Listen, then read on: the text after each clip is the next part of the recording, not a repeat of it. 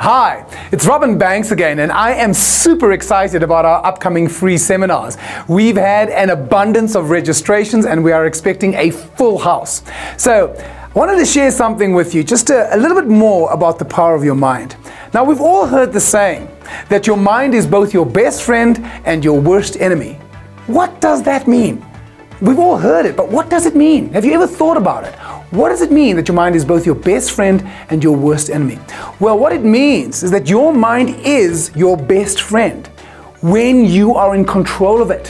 When you are using your mind and you are its master, it is not controlling you, you are controlling it. Your mind is your best friend when you are disciplining it. Because you see, the mind loves discipline. It wants discipline. It wants leadership. It wants direction. It wants you to tell it what to think. And so your mind is your best friend because it'll produce whatever it is that you wanted. It truly is your best friend. But your mind is also your worst enemy. Because if you don't control and discipline your mind, if you don't direct your thoughts, your mind must think thoughts. That's its job. It has to think. So if you don't tell it what to think, it'll find things to think about. And it will then become your worst enemy.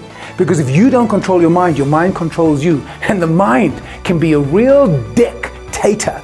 It'll dictate your thoughts and take you places you don't want to go. So you must learn to control and direct your thoughts. And there are techniques that we can use to awaken the powers of mind, to direct our thoughts, to lead our minds and take us to places where we want them to go. So these are some of the techniques I'm going to be sharing with you at the free introductory seminars. So once again, just a quick recap of the three main focus areas.